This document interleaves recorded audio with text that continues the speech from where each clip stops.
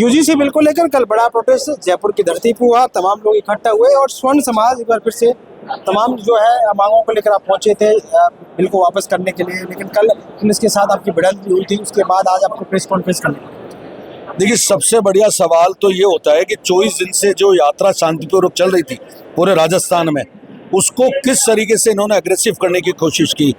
और जहां से यात्रा चली उसके बाद में पुलिया के नीचे वाटर कैनल का इस्तेमाल किया गया। उस वाटर कैनल के इस्तेमाल से एक लड़के के छाती में लगी और उसके छाती में दर्द हुआ, उसको हॉस्पिटलाइज किया गया और रात को उसकी 1:15 बजे डेथ हो गई। उसकी मौत भी हो गई। बिल्कुल, उसकी डेथ हो गई। आपको मेरे से ज्यादा पता है, मेरे कहने के पहले आपने कहा कि उसकी डेथ हो चुकी है, तो सरकार पे सवालिया निशान खड़ा होता है। दूसरी सबसे बड़ी चीज, जब प्रशासन से बातचीत करके हम लोग आ रहे थे कि हम लोग कलेक्टेड सर्किल तक आएंगे, तो प्रशासन को उस तरीके से व्यवस्थाएं करनी चाहिए थी। उन्होंने तो 4 जगह, जैसे आतंकवादी आते हैं कोई, जैसे बहुत बड़े गिरोह के कोई लोग आते हैं, वैसे उस तरीके से उन्होंने 4 जगह बैरिकेडिंग्स कर दी, लोगों को रोक दिया, लोग कूद के आ रहे हैं। ये ट्रैफिक व्यवस्था जो खराब हुई है ना, ये सब इन लोगों की बदौलत है। अगर ये लोग शांतिपूर्वक बगैर किसी बैरिकेडिंग के आने देते तो यहाँ की ट्रैफिक व्यवस्था इतनी चरमराती नहीं, चुपचाप आते ज्ञापन देके चले जाते।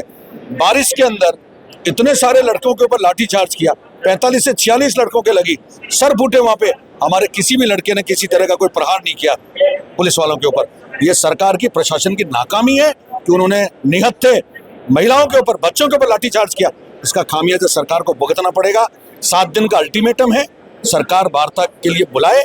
और सरकार अगर वार्ता के लिए नहीं बुलाती है, जो लड़का मरा है उसके परिवार को 1 करोड़ का मुआवजा नहीं देती है, और जैसा महिपाल मकराना ने बताया कि 3 लोग इस पूरे प्रकरण के अंदर इन्वॉल्व थे, प्रशासनिक अधिकारी, उनको अगर निलंबित नहीं किया गया तो निश्चित रूप से 7 दिन के बाद में या तो जयपुर बंद का आह्वान किया जाएगा, और जयपुर बंद का आह्वान नहीं करेंगे तो निश्चित रूप से सीएम हाउस कूच करेंगे। उसके लिए जो भी आर पार की लड़ाई लड़नी होगी वो लड़ेंगे। आप आगे सबक सिखाने की बात कर रहे थे बीजेपी को कि सरकारों को सबक सिखाएंगे, थर्ड फ्रंट की भी बात कर रहे थे, किस तरह का आपका आग्रह?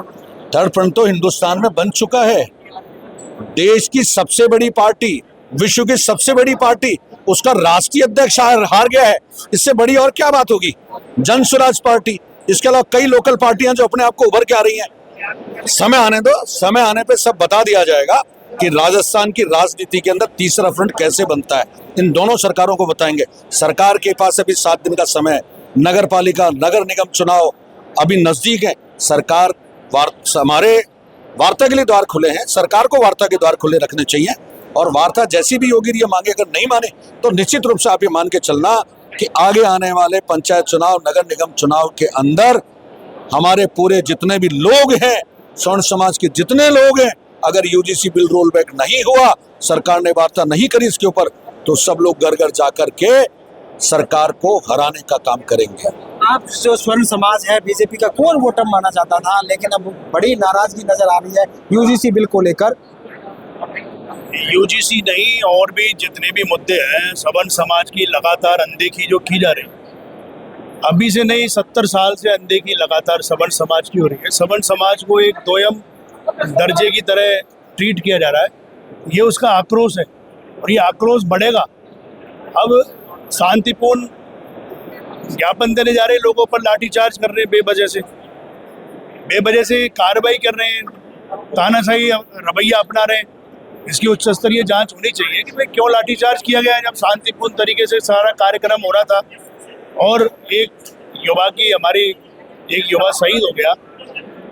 ऐसे जो संवेदनहीन अधिकारियों के खिलाफ सख्त से सख्त कार्रवाई सरकार करे, मुख्यमंत्री जी खुद संज्ञान ले और मामले को दिखवा दें।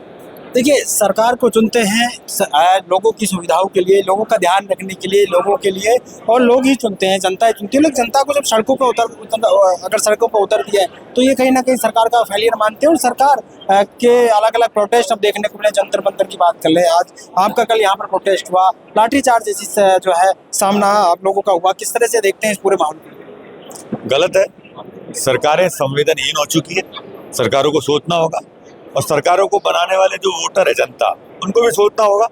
संवेदनहीन नहीं, संवेदनशील लोगों को आगे बढ़ाए, लोग समझें, जागरूक बने, निश्चित तौर पे इन समस्याओं का हल निकलेगा। आगे क्या रहेगा?